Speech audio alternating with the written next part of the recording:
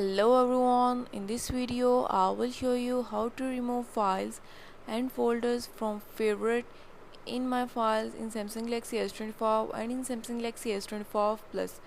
Before starting this video, please subscribe for more videos and watch complete video.